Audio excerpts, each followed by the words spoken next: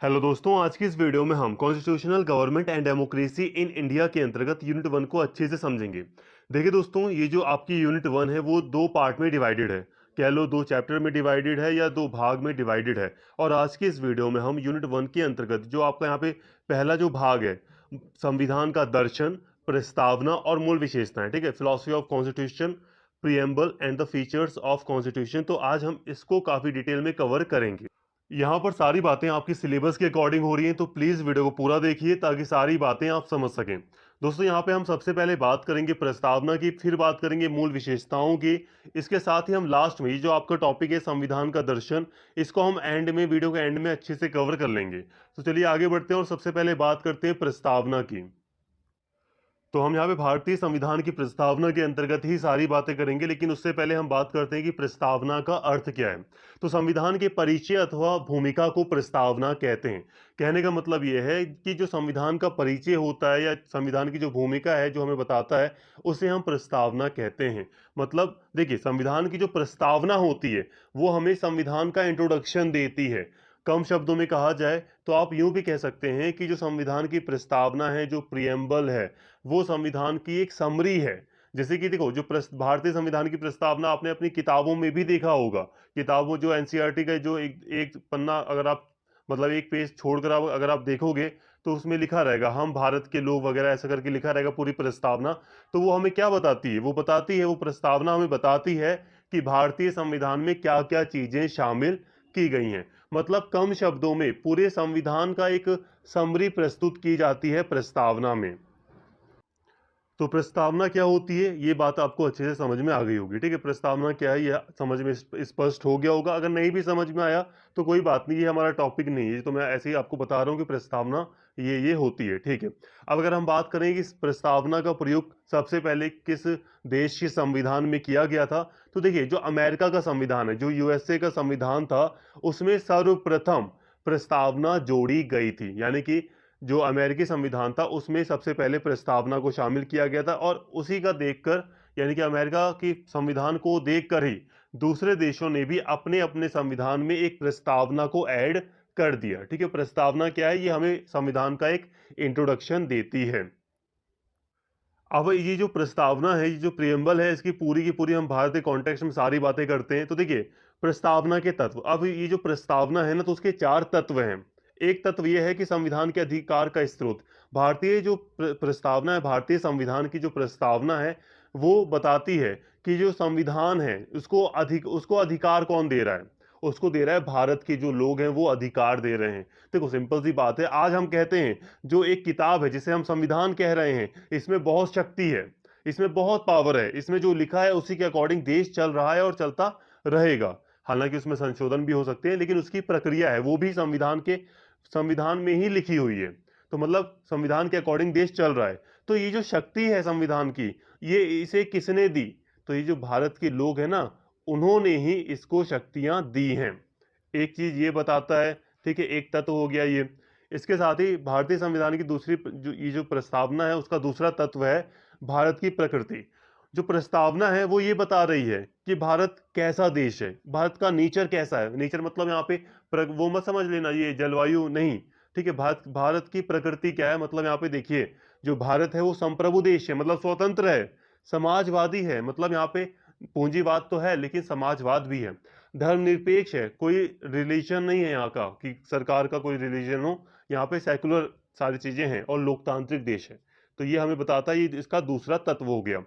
इसके साथ ही संविधान का उद्देश्य, न्याय, स्वतंत्रता, समता, बंधुत्व, ये संविधान का उद्देश्य है। ये कौन बता रहा है हमें? ये हमें बता रहा है प्रस्तावना। ठीक है, ये तीसरा तत्व हो गया। अब ये आगे एक्सप्लेन किया जाएगा। इसके साथ ही यहाँ पे जो संविधान है वो बता रहा है कि इसे अपनाया कब गया। तो अपनाया, लागू नहीं, लागू तो 26 जनवरी को हुआ था, लेकिन अपनाया कब गया? तो अपनाया गया 26 नवंबर 1949 को।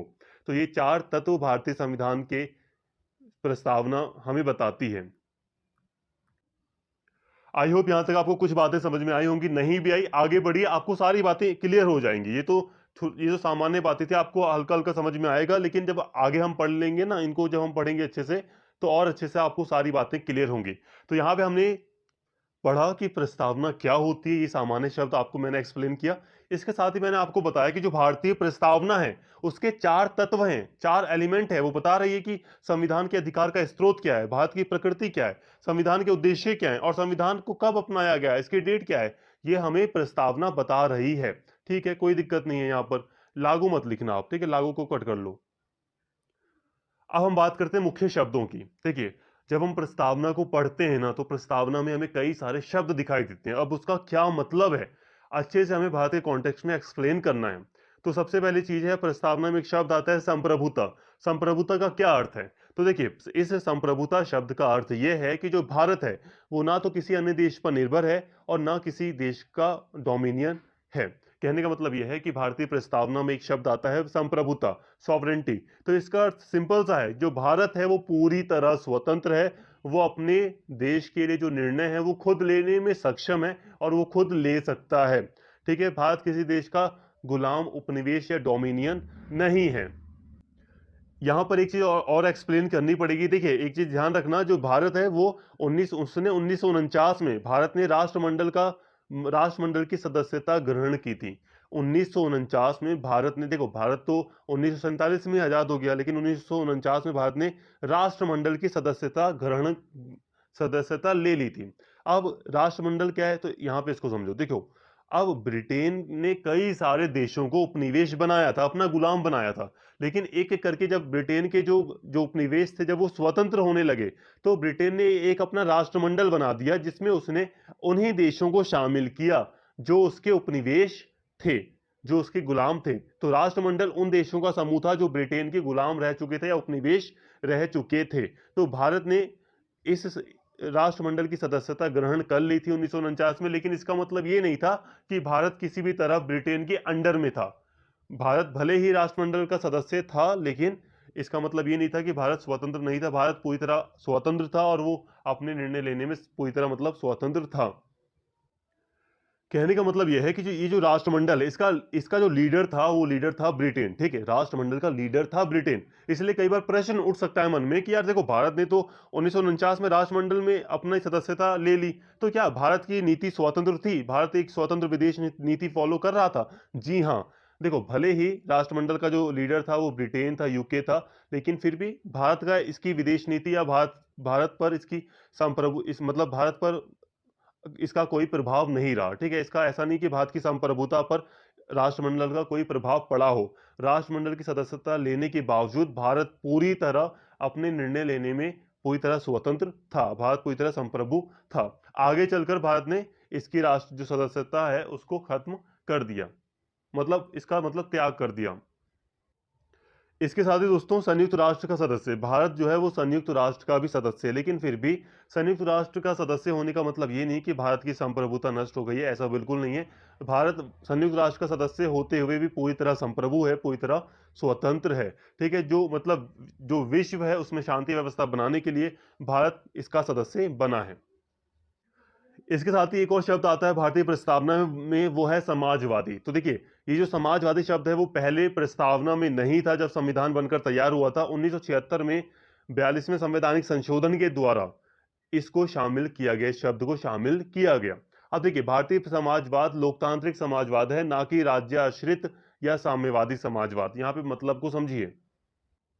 देखिए, भारत ने समाजवादी शब्द को ग्रहण किया, प्रस्तावना में शामिल किया, लेकिन इसका मतलब ये नहीं है कि भारत का समाजवाद साम्यवादी जो यूएसएसआर था उसके समाजवाद से मिलता है। नहीं, भारत का समाजवाद लोकतांत्रिक समाजवाद है, मतलब लोकतंत्र के अंतर्गत समाजवाद है, जिसमें हमें मिश्रित अर्थव्यवस्था के अंतर्गत हमें सारी चीजें दिखाई देती हैं। मतलब भारत एक समाजवादी देश है, लेकिन ये हमें लोकतांत्रिक समाजवाद की, मतलब भारत एक लोकतांत्रिक समाजवादी देश है। ठीक है, लोकतांत्रिक समाजवाद में हमें क्या देखने को मिलता है? तो लोकतांत्रिक समाजवाद में हमें देखने को मिलता है मिश्रित अर्थव्यवस्था, मिक्स्ड इकोनॉमी। मतलब कुछ चीजें सरकार अपने हाथों में रखेगी, कुछ चीजें प्राइवेट सेक्टर को दे देगी। जैसे कि मान लीजिए आज हम देख रहे हैं स्कूल, कॉलेजेस या कई सारी हॉस्पिटल्स वगैरह हो गए, कई अन्य सेवाएं हो गई, रेल सेवा हो गई, सरकार ने अधिकतर सेवाओं मतलब सरकार ने इन चीजों को अपने हाथ में रखा है। हालांकि स्कूल, हॉस्पिटल वगैरह प्राइवेट सेक्टर में भी हैं, लेकिन सरकार भी अपना एक मतलब कुछ चीजें अपने हाथ में रखे हुए है और कुछ चीजें मतलब प्राइवेट सेक्टर को भी सौंप दिया है सरकार ने। बहुत सारी चीजें ऐसी हैं जो प्राइवेट सेक्टर जब चाहे मतलब उस सर्विस में जा सकता है। तो मिश्रित इकोनॉमी होती है लोकतांत्रिक समाजवाद में, मतलब सरकारी और निजी दोनों ही चीजें हमें दिखाई देते हैं। और साम्यवादी में क्या होता है, साम्यवादी में पूरी तरह सरकार हावी होती है, हर चीज पर सरकार का नियंत्रण होता है, हर चीज सरकार के अंडर में होती है, हर कंपनी सरकार के अंडर में होती है। तो आई होप ये बात आपको स्पष्ट हो गई होगी, समाजवादी शब्द स्पष्ट हो गया होगा। भारत का समाजवादी शब्द थोड़ा अलग था। धर्मनिरपेक्ष, एक और प्रस्तावना में ही एक शब्द और ऐड किया गया है, धर्मनिरपेक्ष। भारत को धर्मनिरपेक्ष देश बताया गया है। इस शब्द को भी 1976 के 42वें संवैधानिक संशोधन के द्वारा ही ऐड किया गया था प्रस्तावना में। इसका अर्थ सिंपल है, सभी व्यक्तियों को किसी भी धर्म को मानने की स्वतंत्रता है, मतलब धार्मिक स्वतंत्रता का अधिकार प्राप्त है। ऐसा नहीं है कि एक ही धर्म को वरीयता दी जाएगी, ऐसा कुछ नहीं है। सभी धर्म बराबर हैं, या सभी व्यक्तियों को अपना धर्म फॉलो करने की पूरी आजादी है। इसके साथ ही दोस्तों, भारत एक लोकतांत्रिक देश है, तो एक लोकतांत्रिक शब्द भी प्रस्तावना में देखने को मिलेगा। ठीक है, देखो लोकतांत्रिक शब्द का मतलब है सर्वोच्च शक्ति जनता के हाथ में है। ठीक है, लोकतांत्रिक देश है मतलब सारी जो सर्वोच्च शक्ति है वो जनता के हाथ में है। ठीक है, जो भी सरकार बनती है वो एक निश्चित टाइम पीरियड के लिए ही बनती है, और वक्त आने पर जनता को अगर सही लगता है या गलत लगता है, जो भी ठीक लगता है जनता को, वो जनता वोट के अकॉर्डिंग अपना अपना मतलब फैसला देती है। अगर जनता को लगता है कि सरकार अच्छा काम कर रही है तो वो नेक्स्ट टाइम भी उसे वोट देकर सरकार को सत्ता मिलाती है, अदरवाइज सत्ता मतलब सरकार को नेक्स्ट टाइम वो वोट ना देकर हटा भी सकती है। तो इसलिए लोकतंत्र में हम देखते हैं कि सर्वोच्च जो शक्ति होती है वो जनता के हाथ में ही होती है। अब लोकतंत्र भी दो प्रकार के होते हैं, प्रत्यक्ष और अप्रत्यक्ष। अब भारत में कैसा लोकतंत्र है, तो भारत में अप्रत्यक्ष लोकतंत्र है। अप्रत्यक्ष लोकतंत्र में व्यक्ति डायरेक्ट नहीं जाता चुना, मतलब व्यक्ति डायरेक्ट शासन में पार्टिसिपेट नहीं करता, वो इनडायरेक्टली करता है। जैसे कि हम क्या करते हैं, जैसे कि भारत में ले लो, तो भारत में अप्रत्यक्ष लोकतंत्र है। इसमें हम क्या करते हैं, अपने प्रतिनिधियों को चूज करते हैं, रिप्रेजेंटेटिव को चूज करते हैं, वोट देते हैं, और हमारी तरफ से ये जो रिप्रेजेंटेटिव है, ये जो सांसद हैं, विधायक हैं, वो हमारी तरफ से देश में शासन करते हैं या शासन चलाते हैं।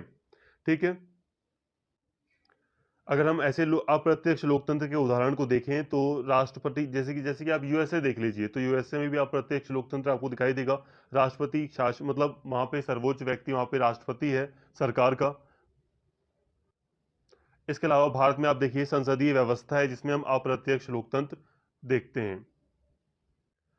इसके साथ ही प्रस्तावना में एक शब्द आता है गणतंत्र। अब इसे भी एक्सप्लेन करना है, तो देखो गणतंत्र का क्या अर्थ होता है। देखो दोस्तों, गणतंत्र का मतलब होता है कि जो देश का जो प्रमुख है, जो प्रमुख व्यक्ति है, वो चाहे अप्रत्यक्ष यानी कि डायरेक्ट, या चाहे अनडायरेक्ट इनडायरेक्ट रूप से चुनकर निश्चित समय के लिए आता है। मतलब कहने का यह है, जैसे कि मान लो भारत है, तो भारत में आप देखेंगे कि जो भारत का राष्ट्रपति है वो सबसे सर्वोच्च व्यक्ति, सबसे जो प्रमुख व्यक्ति है भारत का, वो कौन है, भारत का राष्ट्रपति, प्रेसिडेंट ऑफ इंडिया। ठीक है, वो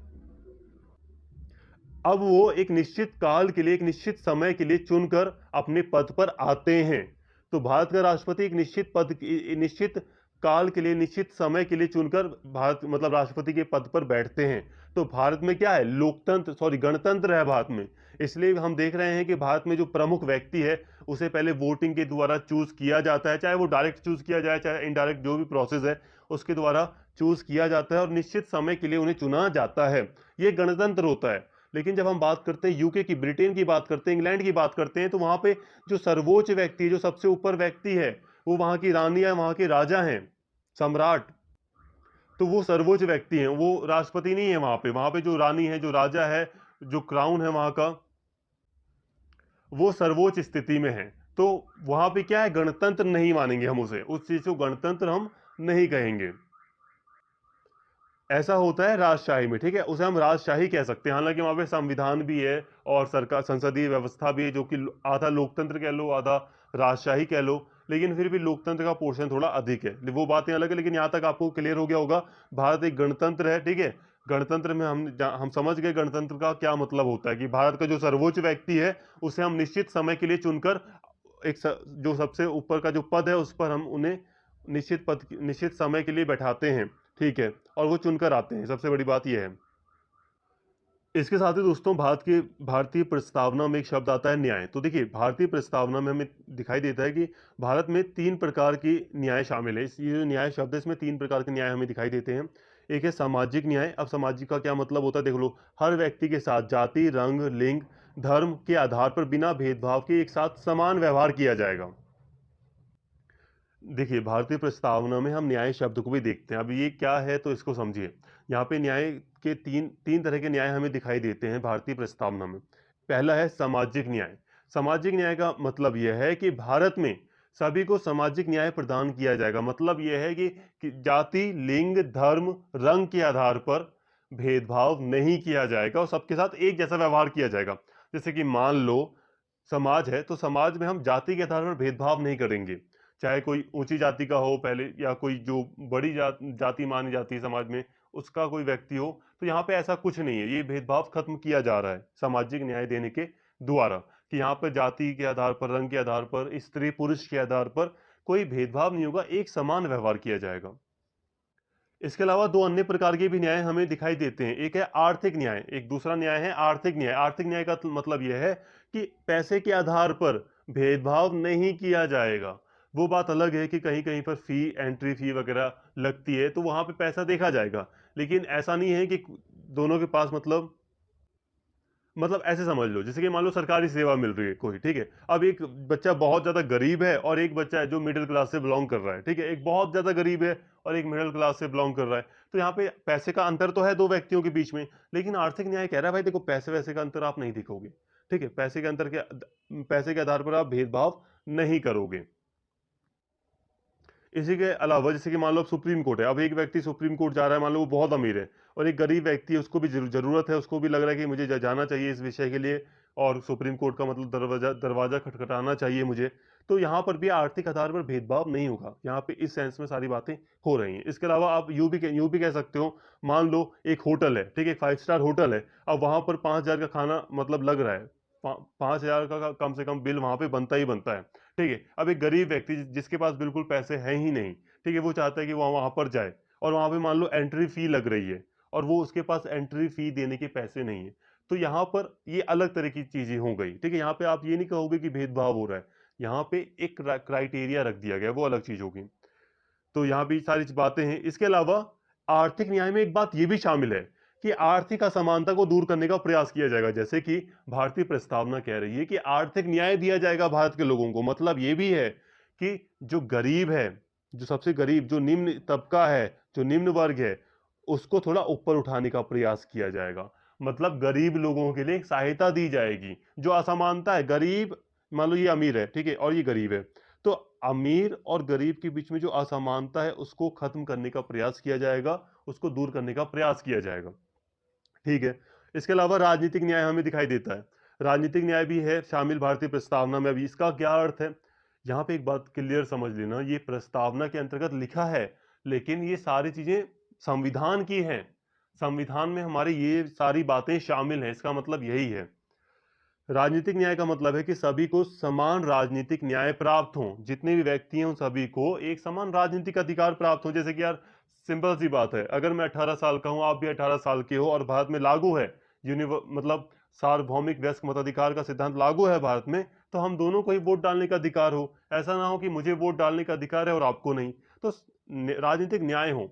और ऐसा भी हो कि अगर एक एज क्राइटेरिया वगैरह हमारा मतलब ठीक है, हमने पूरा कर लिया है, तो हमें उस पद पर खड़े होने की भी मतलब स्वतंत्रता है, तो ये भी राजनीतिक न्याय होगा। कोई भी मतलब सांसद बन सकता है, कोई भी विधायक बन सकता है, कोई भी उस पद के लिए खड़ा हो सकता है। तो ये है राजनीतिक न्याय, ठीक है। सामाजिक नहीं, राजनीतिक है ये, ठीक है, राजनीतिक न्याय। ये तीनों के तीनों ये जो न्याय है ना, सामाजिक, आर्थिक और राजनीतिक, ये हमने कहां से लिए? रूसी क्रांति से लिए, याद रखना। कब हुई थी रूसी क्रांति? तो 1917 में हुई थी, जहां तक मुझे याद है। हैंड राइटिंग के लिए यहाँ पे मैं माफी चाहूंगा। आगे बढ़ रहे हैं, यहाँ पे बात कर रहे हैं स्वतंत्रता की। तो स्वतंत्रता भी एक शब्द है। तो देखिए, स्वतंत्रता का अर्थ क्या है? तो लोगों की गतिविधि पर किसी प्रकार की रोक टोक का ना होना स्वतंत्रता है। मतलब आप कुछ काम कर रहे हो और आपको का कोई रोक नहीं रहा, तो आप समझ लो आप स्वतंत्र हो। लेकिन यहाँ पे थोड़ी सी बाउंडेशन है, याद रखना। ऐसा ना हो कि आप कुछ ऐसा काम कर रहे हो जिससे दूसरों को दिक्कत हो रही है, तो वो आपको मतलब उसमें थोड़ा लिमिट रखनी पड़ेगी। तो ऐसा ना हो कि आप, तो उसे हम स्वतंत्रता से थोड़ा सा अलग देखते हैं, ठीक है। बाकी स्वतंत्रता का नॉर्मल अर्थ वैसे यही होता है कि जब हमारी गतिविधि पर किसी भी तरह की रोक टोक नहीं होती, तो हम उसे स्वतंत्रता कहते हैं। देखिए, स्वतंत्रता, समता, बंधुत्व, ये 3 शब्द आगे आएँगे अभी। ये तीनों के तीनों हमने कहाँ से लिए हैं? तो फ्रांस की क्रांति से लिए हैं। स्वतंत्रता शब्द को भी हमने फ्रांस की क्रांति से लिया है। ठीक है? स्वतंत्रता के अधिकार का उपयोग संविधान में लिखी सीमाओं के भीतर ही किया जा सकता है। तो जैसा मैंने बताया, आप स्वतंत्रता का प्रयोग तो करें, लेकिन आपके कार्य से किसी दूसरे को कोई परेशानी ना हो। जैसे कि मान लो आपका गाना सुनने का मन कर रहा है, लेकिन आप अपना जो डीजे है वो इतना तेज बजा रहे हैं जिससे कि पूरी पब्लिक, जो भी आज गली में लोग रह रहे हैं, उनको डिस्टर्बेंस हो रही है। ठीक है? वो उनकी रात को अगर आप डीजे बजा रहे हैं, उनकी नींद नहीं पूरी हो पा रही, तो ये क्या आप अपना मतलब क्या आप सही कर रहे हैं? जाहिर सी बात है, आप सही नहीं कर रहे। तो ऐसे में यहाँ पे थोड़ी सी लिमिटेशन भी लगाई गई हैं स्वतंत्रता पर। तो संविधान में जो कानून है, जो अनुच्छेद हैं, जो भी चीजें हैं, उसी के दायरे में रहकर आप स्वतंत्रता का प्रयोग कर सकते हैं। ठीक है? प्रस्तावना मौलिक अधिकारों के जरिए अभिव्यक्ति, विश्वास, धर्म और उपासना की स्वतंत्रता सुरक्षित करती है। तो भारतीय संविधान में आपको स्वतंत्रता भी दी गई है। ठीक है? प्रस्तावना में साफ तौर पर लिखा है, और प्रस्तावना में डायरेक्टली लिखा है जो अभिव्यक्ति की स्वतंत्रता है। अभिव्यक्ति की स्वतंत्रता का मतलब होता है आपको बोलने की, आपका जो विचार है उसे सामने रखने की आजादी है। आपके जो भी सोच रहे हैं आप उसको सामने रखिए, कोई दिक्कत नहीं है। आपको बोलना है, मतलब आपको कुछ बोलना है, तो आपको बोलने की स्वतंत्रता है। तो ये अभिव्यक्ति की स्वतंत्रता हो गई। विश्वास, धर्म, ये आपको स्वतंत्रता है। उपासना, पूजा करने की, आपको प्रार्थना करने की स्वतंत्रता है। तो ये स्वतंत्रता प्रस्तावना में। इसके साथ ही दोस्तों, प्रस्तावना में एक शब्द है समता। समता का क्या अर्थ है? समता का अर्थ है विशेषाधिकारों की अनुपस्थिति और बिना किसी भेदभाव के सभी व्यक्तियों को समान अवसर प्रदान किए जाए। देखिए, समता एक शब्द है, संविधान में निहित है, ये शब्द प्रस्तावना में लिखा गया है। इसका अर्थ यही है कि किसी भी व्यक्ति के पास, किसी भी वर्ग के पास कोई विशेषाधिकार नहीं होंगे। ठीक है? विशेषाधिकार नहीं होंगे। इसके साथ ही सभी को एक समान अवसर प्रदान किए जाएंगे। विशेषाधिकारों का मतलब दोस्तों ये है, देखिए, भारतीय समाज में आप देखोगे लंबे समय तक समाज में एक वर्ग रहा है जिसके पास कई सारे विशेषाधिकार रहे हैं। एक अमीर वर्ग रहा है जिसके पास विशेषाधिकार रहे हैं। इसके साथ ही आप देखोगे, उदाहरण अगर हम ब्रिटिशर्स के टाइम का लेते हैं, तो कई सारी रियासतें थी भारत में। ठीक है? 500 से भी ज्यादा रियासतें थी भारत में, कई सारी रियासतें थी, और उन रियासतों में अलग अलग राजा महाराजाओं का राज था। तो उनकी जो फैमिली हुआ करती थी, उनके पास कई सारे विशेषाधिकार हुआ करते थे। तो यहाँ पर उन सभी को खत्म कर दिया गया। इसके अलावा ब्रिटिशर से जो पहले का टाइम अगर हम देखें, तो जब राजशाही वगैरह थी भारत में, तो उस समय पर भी जो प्रभु सत्ताधारी, या सॉरी, जो सत्ताधारी वर्ग था, उसके पास कई सारे विशेषाधिकार हुआ करते थे। तो यहाँ पर इन सभी चीजों को खत्म करते हुए एक समान व्यक्तियों को रखा गया है कि किसी के पास कोई विशेषाधिकार नहीं होंगे। इसके अलावा कभी कभी कभी आप देखोगे जो मंत्री वगैरह हैं, जी ठीक है, उन्हें कुछ स्पेशल अधिकार आप देखोगे कि दिए गए हैं। या कभी आप देखोगे कि एक मंत्री है, उसकी गाड़ी जा रही है रोड पर, तो सभी जो आम पब्लिक है उसको रोक दिया गया है। उसको रोक दिया गया है कि जो रोड है वो खाली रहे और मंत्री जी की जो गाड़ी है वो आराम से चली जाए, जल्दी जहां हमने जाना है वो वहां पहुंच जाए। तो इसे आप यहाँ पर इसे मतलब कनेक्ट नहीं करोगे, ऐसा इसलिए क्योंकि जो अभी मैं मंत्रियों की बात कर रहा हूं, इन मंत्रियों को इनके पद के रिगार्डिंग शक्तियां दी गई हैं। ठीक है? ये इस तरह का विशेषाधिकार नहीं है कि इनके बाद इनके बच्चों को भी ये विशेषाधिकार मिलेगा। ठीक है? आज कुछ हम स्पेशल चीजें देखते हैं, स्पेशल सर्विसेज प्रदान की जाती हैं कई लोगों को, लेकिन वो उनके पद के रिगार्डिंग या सुरक्षा के मद्देनजर ही है। तो यहाँ तक आपको क्लियर है बातें। लेकिन हम अगर आगे बात करें, तो ये जो समता, ये जो समानता का सिद्धांत है, भारतीय संविधान में निहित है। अगर हम इसको देखें, तो प्रस्तावना में 3 आयाम हमें इसके साफ तौर पर दिखाई देते हैं। डायरेक्टली कह लो तो 3 तरह की समता हमें दिखाई दे रही है। ठीक है? 3 तरह की समानता आपको दिखाई देती है, और इसका जिक्र किया भी गया है। किसमें किया है? तो ये प्रस्तावना जो प्रियम्बल है उसमें हमें समता के 3 आयाम देखने को मिलते हैं, एक राजनीतिक, एक नागरिक और एक आर्थिक। अब ये क्या है, तो इसको समझिए। देखिए, राजनीतिक समता भी दी गई है, भारतीय प्रस्तावना में शब्द भी आता है। बाकी एक समता का एक आयाम है राजनीतिक समता। इसका मतलब यह है कि राजनीतिक रूप से समानता दी गई है। 2 अनुच्छेद मेजरली मैं यहाँ पर देखूंगा, एक है अनुच्छेद 325, एक है अनुच्छेद 326। इन दोनों ही अनुच्छेद को जब हम मिलाते हैं, तो हम ये पाते हैं कि इन दोनों ही अनुच्छेदों के द्वारा ये तय किया गया है कि जो मतदान होंगे, वो वयस्क मताधिकार के सिद्धांत के आधार पर होंगे। जो मतदान होंगे, जो वोटिंग होगी, वो वयस्क मताधिकार के सिद्धांत पर होगी। अनुच्छेद 326 है, आई थिंक, जहां तक मैं रिमेंबर कर पा रहा हूं। 325 और 326 में थोड़ी सी कंफ्यूजन हो गई है, बाकी 326 ही है। ठीक है? मेरे हिसाब से। ठीक है? तो 326 में लिखा है कि वयस्क मताधिकार के सिद्धांत के आधार पर चुनाव किए जाएंगे। इसका मतलब यह है कि 18 साल से, क्योंकि भारत में 18 साल एज रखी गई है, तो 18 साल से ऊपर जितने भी नागरिक हैं सभी को अधिकार दिया जाएगा। ठीक है, अगर वो क्राइटेरिया पूरा करते हैं, पागल वगैरह नहीं है, दिवालिया नहीं है, तो वो वोटिंग दे सकते हैं। ठीक है, जो भी मतलब क्राइटेरिया है उसके अकॉर्डिंग 18 साल अगर उनकी एज है तो उन्हें रोका नहीं जा सकता, कोई भेदभाव नहीं होगा यहाँ पर। ठीक है, इसके अलावा अनुच्छेद 325, एक चीज मैंने यहाँ पे कह दिया यहाँ पे कि जो दिवालिया व्यक्ति है उसे भी रोका जा सकता है वोटिंग से, तो आई थिंक ये मैंने गलत कहा है। ठीक है, इसके लिए माफी चाहूंगा।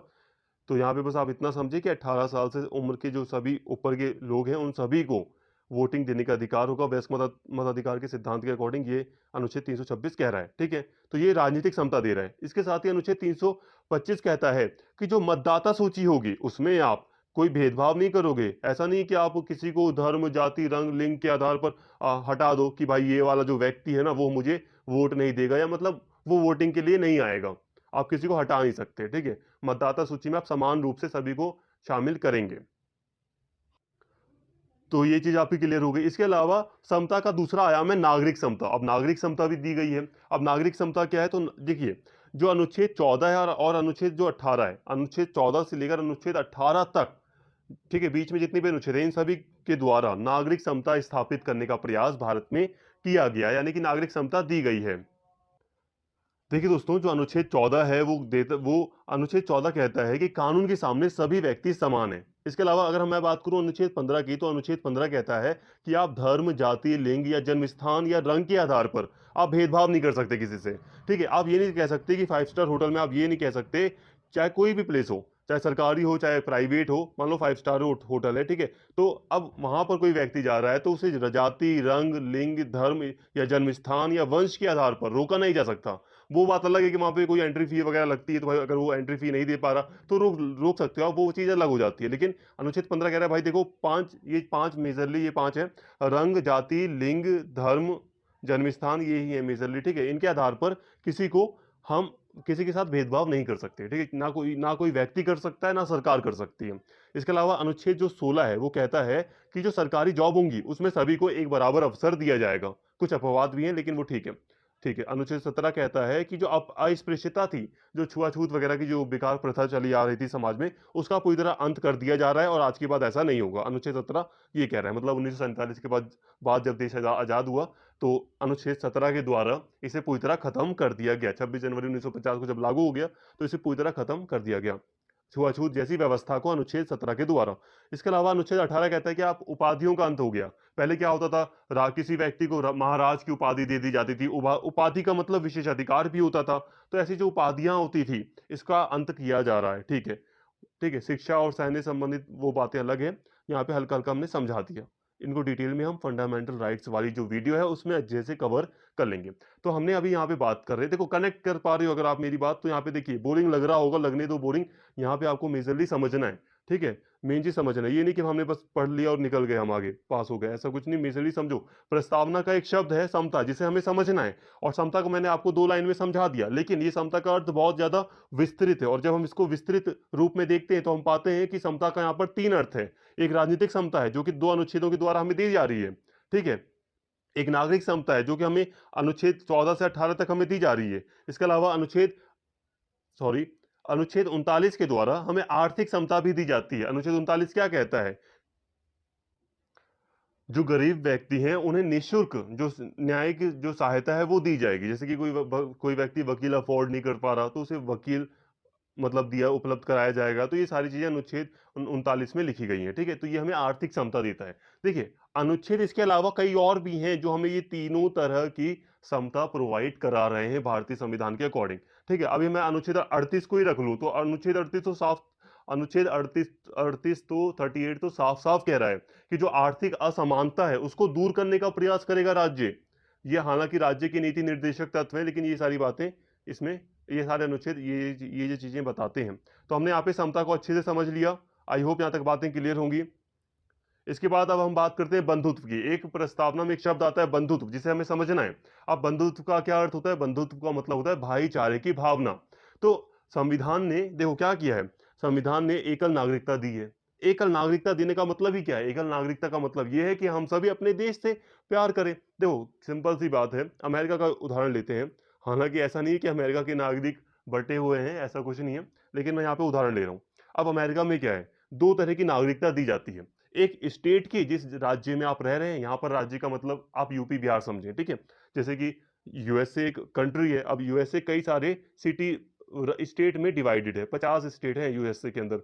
तो 50 स्टेट में मान लो कोई व्यक्ति एक स्टेट में रह रहा है, तो उसे पहले एक स्टेट की नागरिकता मिलेगी, और फिर वो जो पूरा स्टेट है यूएस से, उसकी नागरिकता मिलेगी। मतलब हर एक व्यक्ति को दो नागरिकता यहाँ पर दी जाती है। तो मतलब यूएसए में हर एक व्यक्ति को दो नागरिकता मिलती है, जिस राज्य में वो रह रहा है उसकी, और एक नागरिकता उसे अमेरिका की मिलती है कि वो यूएसए का सिटीजन है।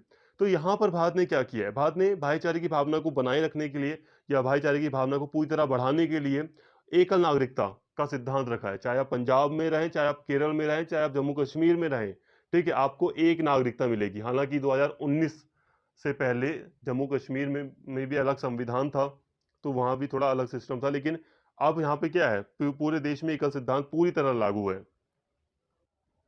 एकल नागरिकता है, चाहे आप यूपी के रहे हों, चाहे बिहार के हों, कहीं के भी हों, आप पंजाब के, हरियाणा के, आपको एक ही नागरिकता मिलेगी कि आप भारतीय हो। ठीक है, ये चीज है।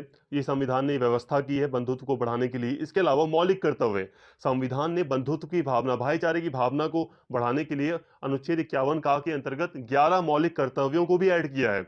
मौलिक कर्तव्यों के द्वारा क्या, मौलिक कर्तव्यों में क्या लिखा है कि जो लोग होंगे वो आपस में भाईचारे की भावना को प्रोत्साहित करने का प्रयास करेंगे, ये भी लिखा है। 11 है, तो 11 में से एक धारा ये भी कहती है कि जो लोग हैं वो बंधुत्व बनाने का प्रयास करेंगे। देखिए, बंधुत्व में यहाँ पे दो चीजें शामिल है, एक है व्यक्ति का सम्मान, और देश की एकता एवं अखंडता। ठीक है, देखो बंधुत्व का मतलब ये है व्यक्ति का सम्मान किया जाए, और जो देश की एकता है उसको बनाए रखा जाए, और देश को अखंड रखा जाए, एकजुट रखा जाए। ठीक है, और ये जो अखंड शब्द है, इसको 42वें संवैधानिक संशोधन के द्वारा 1976 के द्वारा जोड़ा गया था। यहां तक क्लियर है। यहाँ पे हमने जो मेजर शब्द थे प्रस्तावना में जिसे हमें समझना था, हमने यहाँ पर समझ लिया। वीडियो बड़ी हो रही है, होने दो, यहाँ पे क्लियरली आपको समझना है सारी बातें। अब हम बात कर रहे हैं यहाँ पे प्रस्तावना का क्या महत्व होता है। अब यहाँ पे सिलेबस के अकॉर्डिंग ही बात हो रही है। प्रस्तावना का क्या महत्व है, तो देखो सिंपल सी बात है, प्रस्तावना में उस आधारभूत दर्शन और राजनीतिक, धार्मिक व नैतिक मूल्यों, नैतिक मौलिक मूल्यों का उल्लेख है जो हमारे संविधान का आधार है। संविधान का कि एक भाग के रूप में प्रस्तावना, देखिए दोस्तों सिंपल सी बात है, क्या महत्व है प्रस्तावना का, तो प्रस्तावना का महत्व बस इतना है, बस नहीं, मतलब प्रस्तावना का महत्व ये है कि प्रस्तावना हमें अपने संविधान की क्या देती है, समरी देती है। हमारे संविधान में जो जो बातें निहित हैं, जो जो बातें हैं, ठीक है, जो जो मेजरली जो बातें हैं, वो संविधान हमें बता देता है कि भाई देखो आपका संविधान ये कह रहा है। तो ये महत्व होता है प्रस्तावना का।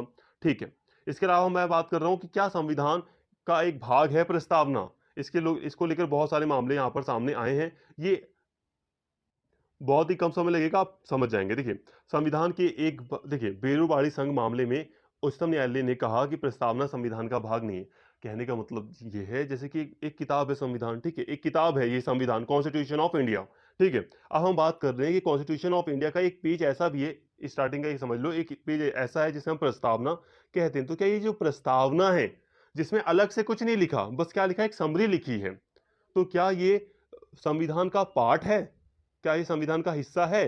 तो इसको लेकर कुछ बहस वगैरह चली, और बेड़ूबाड़ी एक संघ मामला आया सुप्रीम कोर्ट के अंदर, जिसमें सुप्रीम कोर्ट ने कहा नहीं भाई, ये प्रस्तावना जो है वो संविधान का हिस्सा नहीं है। लेकिन फिर केशवानंद भारती मामले में संविधान ने अपना, सॉरी, सुप्रीम कोर्ट ने अपना फैसला बदल दिया, और सुप्रीम कोर्ट ने कहा कि जो ये जो प्रस्तावना है वो संविधान का एक भाग है। ठीक है, मतलब अब सुप्रीम कोर्ट ने कह दिया भाई देखो, प्रस्तावना जो है ना 1973 में कहा संविधान का एक हिस्सा है। ठीक है, इसके अलावा एक और मामला आता है फिर सामने, LIC ऑफ इंडिया मामले में 1995 में पुनः जो सुप्रीम कोर्ट था, सुप्रीम कोर्ट दोबारा ये कहता है कि भाई प्रस्तावना जो है संविधान का एक हिस्सा है। तो आप समझ गए, जो प्रस्तावना है देश की वो संविधान का एक हिस्सा है। यहाँ पे अभी भारत के कॉन्टेक्स्ट में बात हो रही है। ठीक है, यहाँ तक समझ में आ गया। इसके अलावा प्रस्तावना में संशोधन की संभावना, सिंपल सी बात है। पहली बात, प्रस्तावना संविधान का एक हिस्सा है, तो हम इसमें क्या कर सकते हैं, संशोधन कर सकते हैं, क्योंकि हिस्सा है भाई संविधान में। संशोधन संशोधन क्यों नहीं हो सकता है, लेकिन बात को समझिए। देखिए, यहां पर लिखा है न्यायालय ने व्यवस्था दी कि प्रस्तावना में जो मूल विशेषताएं हैं उस उन्हें उनको अनुच्छेद 368 के तहत संशोधित नहीं किया जा सकता। कहने का मतलब है, देखिए दोस्तों, हमारा देश एक लोकतांत्रिक देश है, हम इसको बदल नहीं सकते। देखिए, एक चीज़ ध्यान रखना, अनुच्छेद 368 के द्वारा संसद संशोधन करती है, संविधान में एक नए कानूनों को मतलब कोई जो कानून है उसको बदलती है, जोड़ती है, ये सारे कार्य ये इस अनुच्छेद के द्वारा करती है, अनुच्छेद 368 के द्वारा। लेकिन कुछ चीज़ें ऐसी हैं जिसे जिसे बदल नहीं सकती कौन सॉरी संसद जिसे बदल नहीं सकती। वो क्या है? तो सुप्रीम कोर्ट ने ये चीज़ें बताई हैं, मूल विशेषताएँ। जैसे कि हमारा जो देश है वो लोकतांत्रिक देश है। भाई तो आप इस कानून तो बना सकते हो अलग-अलग, लेकिन जो लोकतंत्र है इसको नहीं हटा सकते।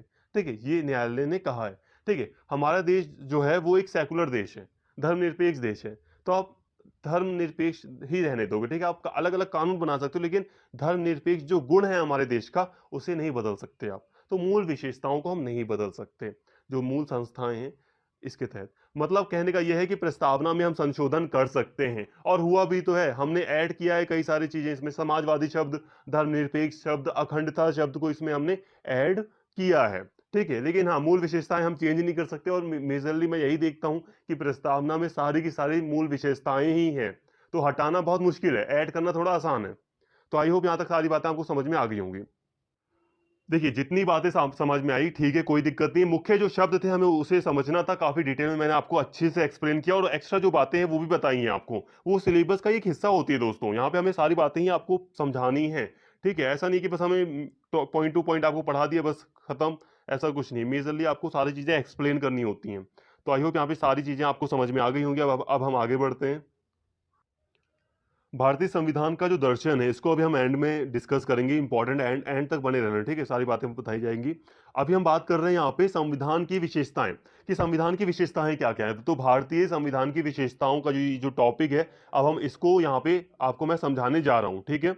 तो भारतीय संविधान की पहली विशेषता है कि भारत का जो संविधान है, भारत का संविधान दुनिया का सबसे लंबा लिखित संविधान है। देखिए, दुनिया में दो तरह के संविधान होते हैं, एक होता है लिखित और एक होता है अलिखित। अलिखित में जैसे कि इंग्लैंड वगैरह का संविधान आ जाता है, लेकिन मेजरली लिखित संविधान होते हैं।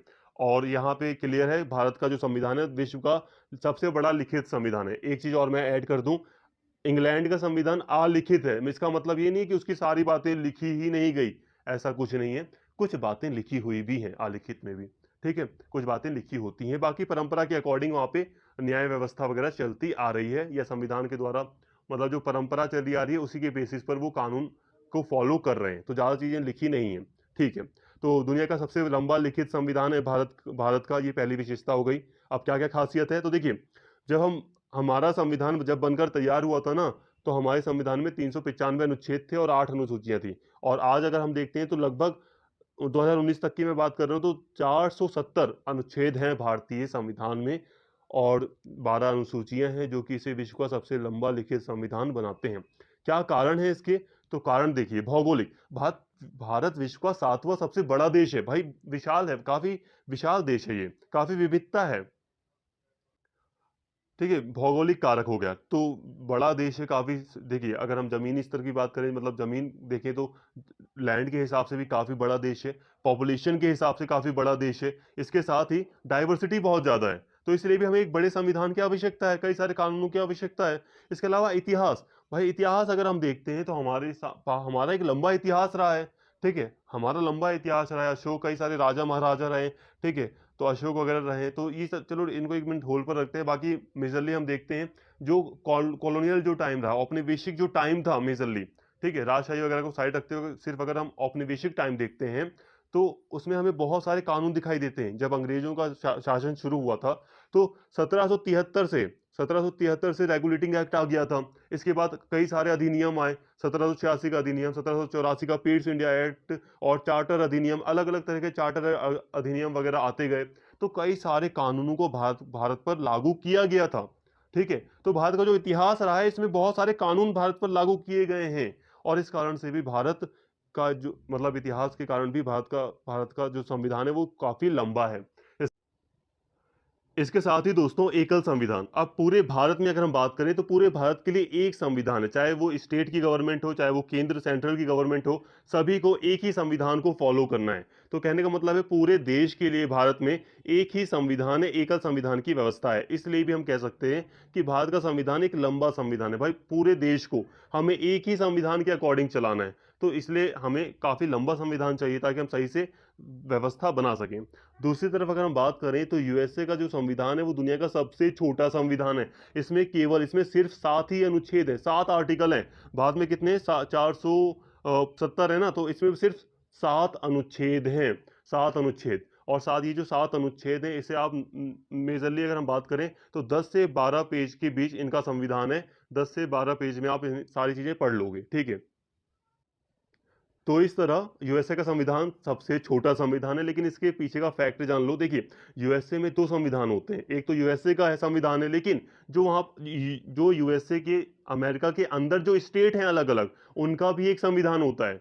एक स्टेट का संविधान और एक यूएसए का संविधान, तो दो तरह के दो संविधान हो गए। जैसे कि अगर मैं बात करूं तो पहले भारत में भी 2 संविधान था। किसका था? जम्मू कश्मीर का एक संविधान था और एक पूरे भारत का संविधान था। तो केवल एक ही राज्य है भारत में जिसका एक अलग संविधान था, जम्मू कश्मीर का, लेकिन अब उसको भी हटा दिया गया और पूरे भारत के लिए अब एक ही संविधान है। लेकिन यूएसए में ऐसा नहीं है। यूएसए में राज्यों को बहुत ज्यादा इंपॉर्टेंस दी गई है। तो यूएसए में अगर स्टेट है, यूएसए में 50 स्टेट है, तो उन सभी का अपना संविधान है। तो यहाँ पे ये भी तो देखो कि उन सभी के पास अपना संविधान है, इसलिए भी यूएसए का संविधान छोटा है। तो यहाँ पे ये बात समझ में आई। इसके अलावा ऐसा भी माना जाता है कि कानून विशेषज्ञ, क्योंकि ज्यादातर जो व्यक्ति थे वो कानून के विशेषज्ञ थे। जैसे जब संविधान सभा बैठक होती थी तो उसमें जो सदस्य थे वो कानून विशेषज्ञ थे, उसमें से बहुत सारे वकील थे। तो ऐसा भी माना जाता है कि कानून विशेषज्ञ थे, तो उन्होंने कई सारे कानूनों को लिखा जिससे कि संविधान लंबा हुआ। तो ये रीजन वगैरह रहे हैं। इसके अलावा अलग अलग स्रोतों से लिया गया है।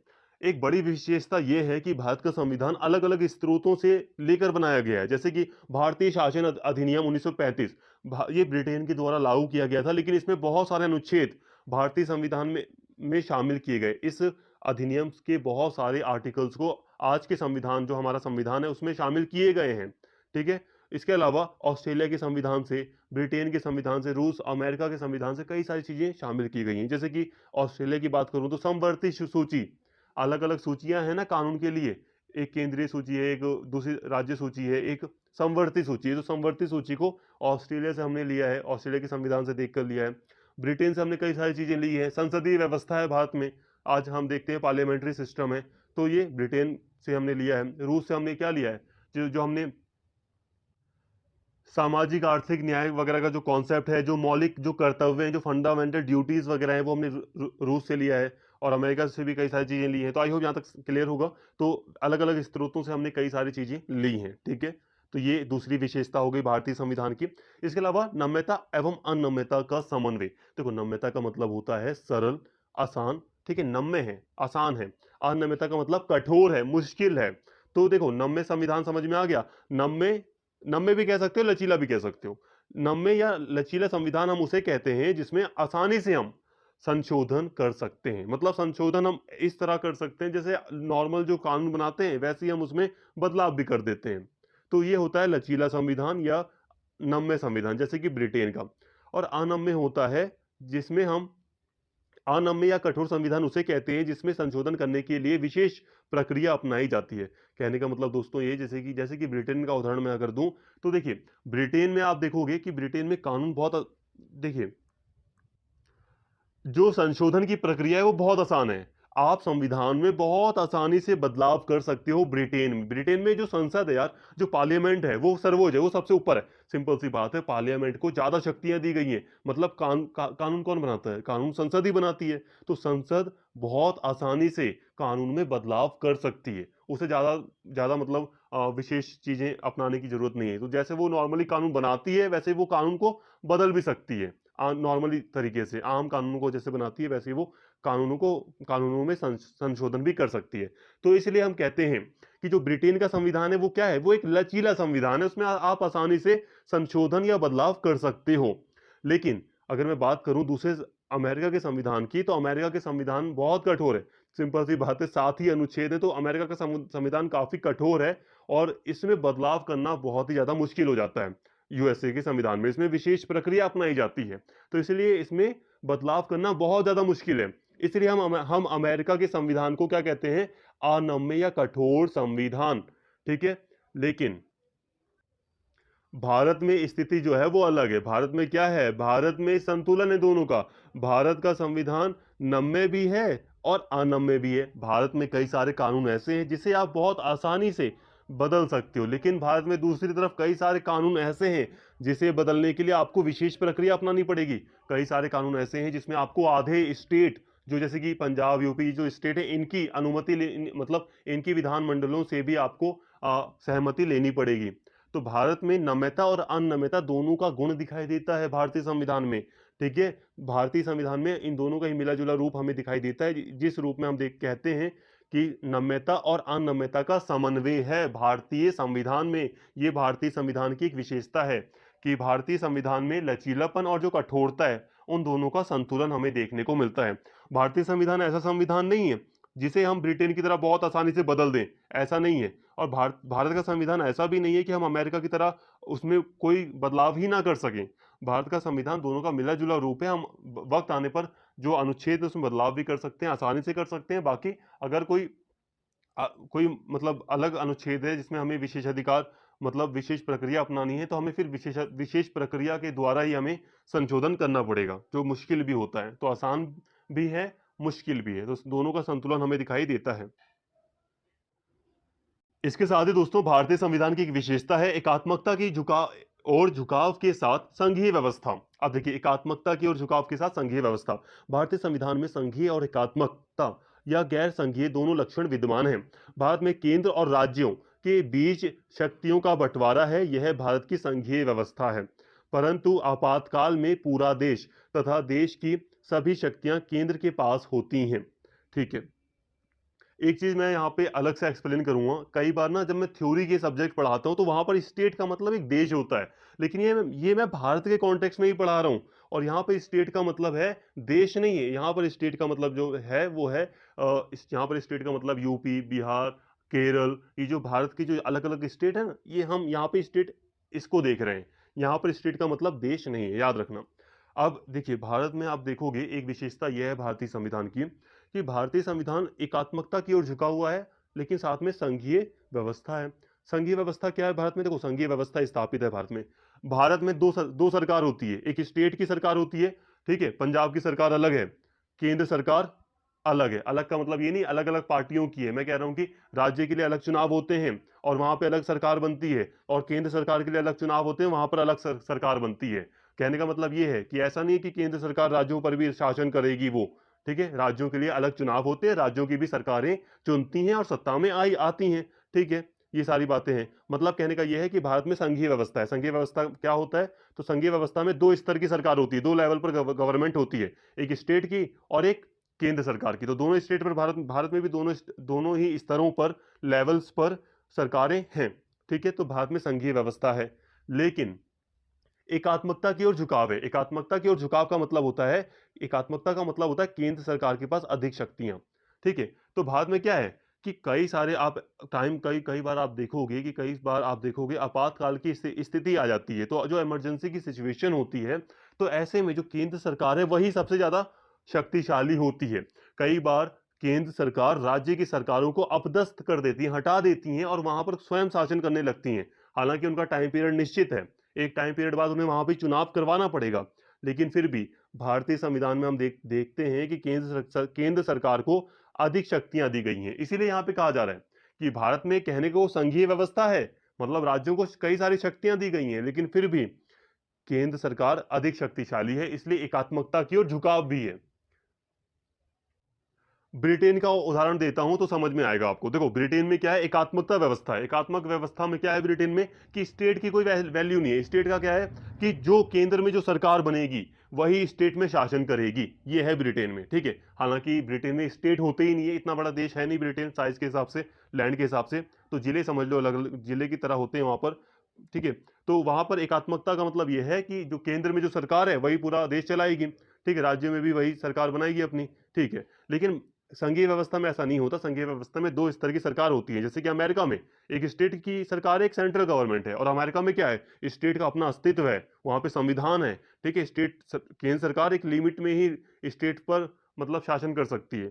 ठीक है, बहुत मतलब दोनों में शक्तियों का स्पष्ट बंटवारा है। लेकिन भारत में क्या है, भारत में एकात्मकता अधिक आपको दिखाई देगी। दोनों ही स्तर की सरकारें हैं, संघीय व्यवस्था है, लेकिन केंद्र सरकार को अधिक शक्तियां दी गई हैं। कनाडा की तरह। ठीक है, ये एक गुण है, आपको दिखाई मतलब आपको पता ही होगा वैसे। तो भारतीय संविधान की एक विशेषता आपको मैंने बता दी। इसके अलावा भारतीय संविधान की एक विशेषता है सरकार का संसदीय रूप। अब बहुत जल्दी खत्म हो जाएगा ये। सरकार का संसदीय रूप। अब सरकार का संसदीय रूप देखिए, भारतीय संविधान ने सरकार का एक संसदीय रूप को अपनाया है। तो आप कह सकते हैं कि भारतीय संविधान की एक विशेषता है कि संसदीय व्यवस्था को अपनाया गया है। संसदीय व्यवस्था में क्या होता है कि जो जो प्रेसिडेंट होता है वो बस नाम मात्र का अधिकारी होता है। जो वास्तविक जो अधिकारी होता है वो होता है प्रधानमंत्री। कहने का मतलब है संसदीय व्यवस्था में दो अधिकारी होते हैं, दो कार्यपालक होते हैं। एक होता है वास्तविक और एक होता है नाम मात्र का। तो जो प्रेसिडेंट होता है वो नाम मात्र का होता है और जो प्राइम मिनिस्टर होता है वो वास्तविक होता है। मतलब जैसे कि राष्ट्रपति जो होता है वो नॉर्मली, राष्ट्रपति के पास सारी शक्तियां होती हैं लेकिन उसकी शक्तियां नाम मात्र की होती हैं, उसके नाम पर शासन चलाया जाता है, लेकिन सारे निर्णय प्रधानमंत्री के अंडर में होते हैं। जो कैबिनेट मिनिस्टर्स होते हैं उनका प्रभाव होता है।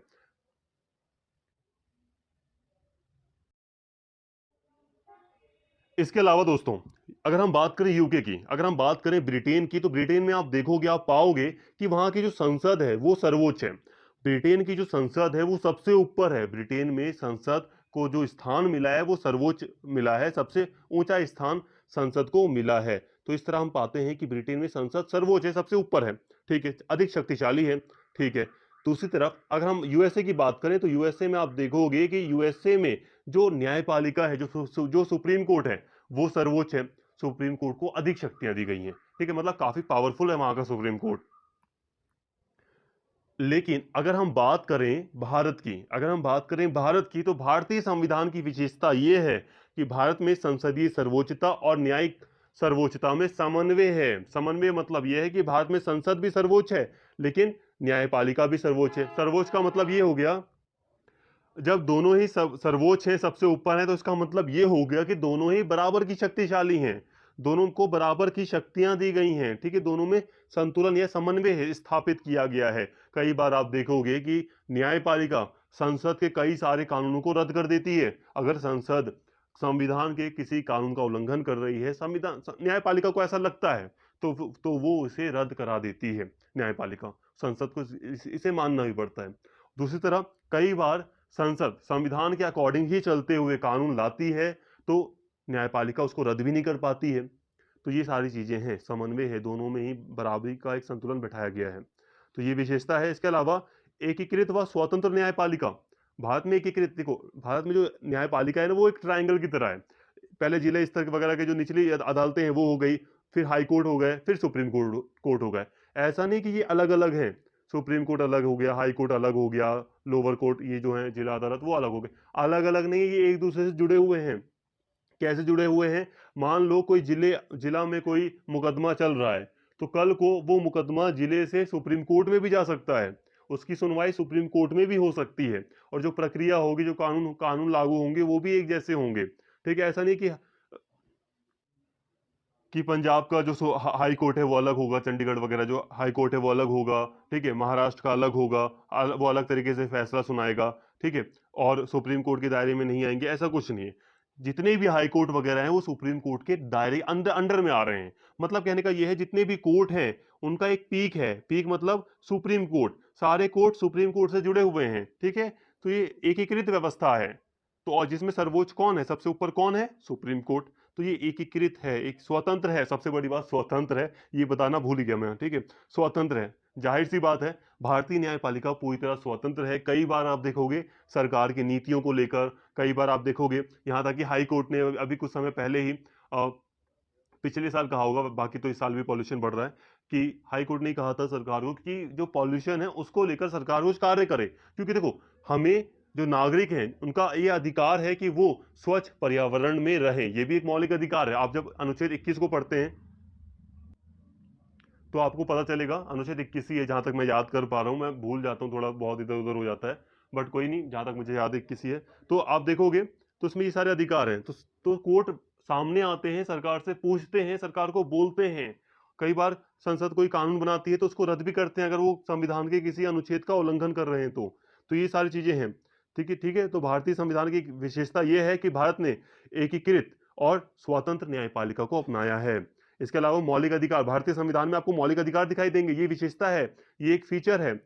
6 मौलिक अधिकार भारतीय संविधान में है। कौन कौन से हैं? समानता का अधिकार है, कई सारे अधिकार हैं, इसको अभी हम फंडामेंटल जो राइट्स वाली वीडियो है उसमें काफी डिटेल में पढ़ लेंगे इसको। ठीक है, समानता का अधिकार है, स्वतंत्रता का अधिकार है, धार्मिक स्वतंत्रता का अधिकार है, शिक्षा का अधिकार है, हाँ, शोषण के विरुद्ध अधिकार है, तो कई सारे अधिकार दिए गए हैं। इसके अलावा राज्य के नीति निर्देशक सिद्धांत दिए गए हैं, समाजवादी, गांधीवादी, उदार बौद्धिक, कई सारे राज्य के नीति निर्देशक सिद्धांतों को भारतीय संविधान में शामिल किया गया है। देखो, राज्य के नीति निर्देशक सिद्धांतों का बहुत महत्व होता है। ये वो सिद्धांत है जो कि सरकार को देखना है, जिसको मतलब ये सिद्धांत ऐसे हैं जिस पर सरकार को काम करना है। जैसे कि सामाजिक थे कई सारे कानून, जैसे कि समाज में कई गरीबी है अगर या असमानता है तो सरकार उसको दूर करने का प्रयास करेगी, ये जिम्मेदारी दी गई है।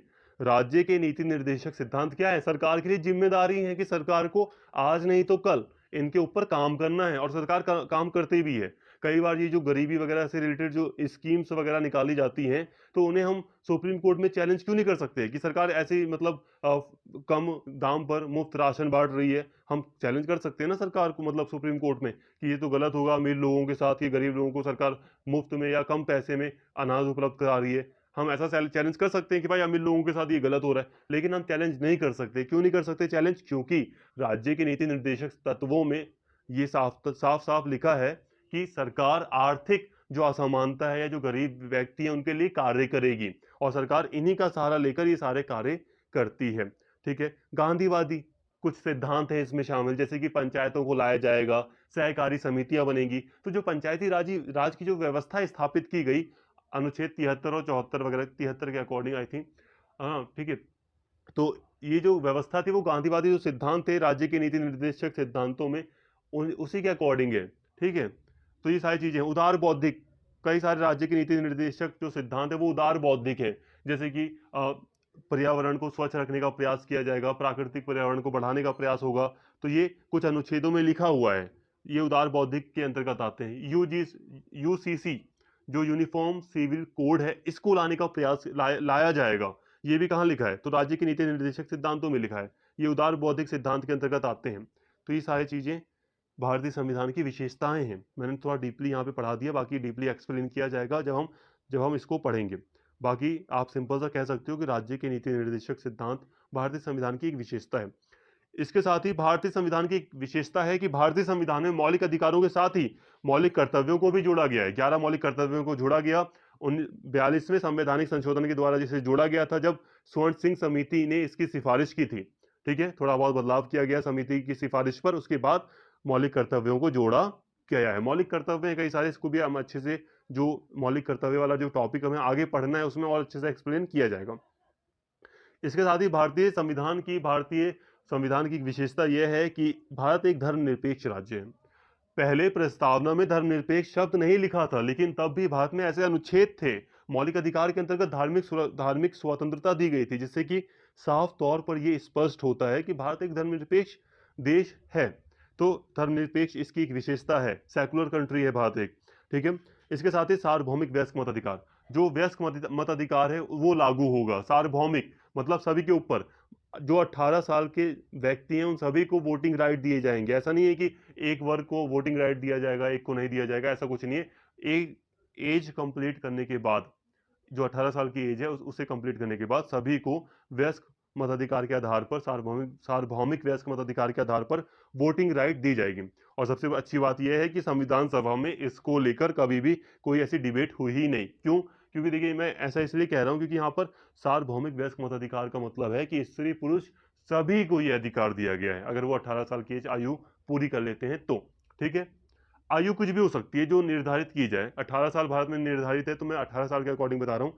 हालांकि बहुत अच्छी चीज रही कि भारत में देश जैसे ही आजाद हुआ या संविधान जैसे ही लागू हुआ, स्त्री पुरुष में भेदभाव नहीं किया गया, सभी को अधिकार दिए गए, वोटिंग राइट दिए गए। और बड़े बड़े अमेरिका, न्यूजीलैंड या जो दूसरे बड़े बड़े जो विकसित कंट्रियां रही हैं, यूके वगैरह, तो वहां पर भी ऐसा नहीं हुआ था कि एक साथ सभी को अधिकार दिए गए हों। तो भारत के लिए बहुत बड़ी बात थी, और इस पर कोई डिबेट, मतलब इस पर कोई बहस नहीं हुई कि देने चाहिए या नहीं देने चाहिए। इसके साथ ही एक विशेषता है भारतीय संविधान की, एकल नागरिकता। भारतीय संविधान एकल नागरिकता प्रदान करता है पूरे। देखो दोस्तों, यहाँ पे एक चीज याद रखना, यहाँ पे हम बात कर रहे हैं सही गलत की बात नहीं कर रहे, हम विशेषताओं को देख रहे हैं। मैं इस तरीके से बता रहा हूं कि मैं हमेशा सही सही सपोर्ट कर रहा हूं। लेकिन यहाँ पे हकीकत यह है कि यहाँ पे हम विशेषता देख रहे हैं। तो भारतीय जो संविधान है वो एक नागरिकता देता है पूरे देश की, जो पूरा भारत है उस सभी व्यक्तियों को एक नागरिकता मिलेगी। हम भारतीय हैं, ठीक है। आप ये नहीं कहोगे कि मैं इस राज्य का निवास, मतलब इस राज्य की नागरिकता है मेरे पास, नहीं कहोगे कहोगे आप ये कह सकते हो कि मैं यहाँ का निवासी हूँ। पर आप किस देश के हो तो आप कहोगे मैं भारतीय ही हूँ। तो भारतीय नागरिकता सभी को प्रदान की गई है, एकल नागरिकता का सिद्धांत लागू है पूरे भारत में, और ये भारतीय संविधान की एक विशेषता है। तो यहाँ पर ये सारी की सारी चीजें क्या थी, ये भारतीय संविधान की विशेषताएं थी। तो यहाँ पर हमने भारतीय संविधान की विशेषताओं को काफी डिटेल में कवर कर लिया, काफी अच्छे से एक्सप्लेन की गई सारी बातें, इंपॉर्टेंट बातें। देखो एक्सप्लेन जो बातें की गई हैं वो हो सकता है वो आपको बहुत आसानी से समझ में आ गई हो, तो भले ही वीडियो बड़ी हुई हो लेकिन ये यूजफुल रहेगी आपके लिए। अब हम बात करते हैं यहाँ पे भारतीय संविधान के दर्शन की। दर्शन क्या है? देखो दर्शन का मतलब होता है आप क्या दिख क्या रहा है, आपको भारतीय संविधान में क्या दिख रहा है, क्या चीजें दिख रही है भाई भारतीय संविधान में। तो ये चीजें हैं, बहुत छोटा सा टॉपिक है ये। बड़ा टॉपिक स्टार्टिंग में था आपके लिए, अब ये छोटा हो गया टॉपिक। कैसे टॉपिक छोटा हो गया है? तो अब आप बताइए भारतीय संविधान का दर्शन अगर मैं आपसे कहूं तो आपको भारतीय संविधान में क्या चीजें दिखाई देती हैं? तो आप मुझसे ये कहोगे कि देखो भारतीय जो संविधान है ना वो एक धर्मनिरपेक्ष संविधान है। एक चीज दिखाई दे दी, बहुत सारी चीजें दिखाई देंगी अभी। तो भारतीय संविधान का अगर मैं दर्शन की बात करूं तो आप कह सकते हो कि भारतीय संविधान एक धर्मनिरपेक्ष संविधान है, सभी धर्मों को यहाँ पे स्वतंत्रता दी गई है। इसके बाद आप कहोगे कि भारतीय संविधान में जो नागरिक हैं उन्हें, भारतीय संविधान में जो नागरिक हैं उन्हें मौलिक अधिकार दिए गए हैं, मौलिक कर्तव्य दिए गए हैं, ठीक है। सार्वभौमिक वयस्क मताधिकार के अधिकार पर मतलब वोटिंग राइट दिए गए हैं। तो ये भारतीय संविधान की जो खासियत है, यही भारतीय संविधान का दर्शन है। भारतीय संविधान किस तरह से भारत को देख रहा है, यही उसका दर्शन है। इसके साथ ही दोस्तों जो अभी हमने प्रस्तावना में कई सारी चीजें देखी, तो ये भी है दर्शन का ही एक पार्ट है। मुख्य रूप से मैं कहूं तो प्रस्तावना और दर्शन शब्द में ज्यादा अंतर नहीं है। दर्शन मतलब जो चीजें आपको दर्शन करा दे। तो भारतीय संविधान का दर्शन क्या है कि जो भारतीय संविधान है वो भारत को एक संप्रभुता प्रधान जो देश है वो बनाता है, संप्रभु देश बनाता है। भारतीय संविधान भारत को पूरी तरह संप्रभु बता रहा है। ये भारतीय संविधान का एक दर्शन है, ठीक है। भारत कैसा देश है? भारत एक संप्रभु देश है, ठीक है। ये दर्शन है भारतीय संविधान का। कौन कह रहा है? संविधान कह रहा है ये बातें। भारत एक समाजवादी देश है, लोकतांत्रिक समाजवादी देश है, ये भारतीय संविधान कह रहा है। भारत धर्मनिरपेक्ष देश है, ठीक है। भारत कैसा देश है? तो लोकतांत्रिक देश है। तो भारतीय संविधान ही तो व्यवस्था कर रहा है। तो भारतीय संविधान का जो दर्शन है दोस्तों वो यही है। आपने प्रस्तावना और विशेषताओं को समझ लिया तो दर्शन को अलग से समझने की जरूरत नहीं है, क्योंकि दर्शन कुछ अलग से है ही नहीं। दर्शन यही है, संविधान और विशेषताएं ही मिलाकर जो आपके माइंड में भारत की इमेज क्रिएट हुई, प्रस्तावना और विशेषताओं को मिलाकर, वही है दर्शन, ठीक है। मुख्य मुख्य आपको क्या दिखाई दे रहा है भारत में, भारत का संविधान क्या किस तरह से भारत को देख रहा है, किस तरह से भारत को बना रहा है, तो वही उसका दर्शन है, ठीक है। भारतीय संविधान व्यवस्था कर रहा है कि भारत एक गणतांत्रिक देश है जहां का सर्वोच्च व्यक्ति चुनकर सत्ता में आएगा, ठीक है। तो भारत में न्याय की व्यवस्था की गई है, न्याय प्रदान किया जाएगा। तो ये भारतीय संविधान का दर्शन है, और दर्शन से कोई स्पेशल क्वेश्चन आने की भी ऐसी कोई उम्मीद नहीं है। बाकी जहां तक दोस्तों मैंने आपको जितना पढ़ाया उतना इनफ है। पूरा जो आपकी यूनिट का ये जो लेक्चर था वो खत्म होता है, ठीक है। तो दर्शन को हमने इसी में समझ लिया है, और इस तरह हमने यहाँ पे सारी बातें की कर ली हैं। आई होप यहाँ तक आपको सारी चीजें क्लियर होंगी। उम्मीद करता हूँ वीडियो आपको पसंद आई होगी। अगर वीडियो अच्छी लगी हो तो दोस्तों प्लीज चैनल को सब्सक्राइब कर लें, वीडियो को लाइक करें, शेयर करें और कमेंट करके अपना फीडबैक जरूर दें। Thank you.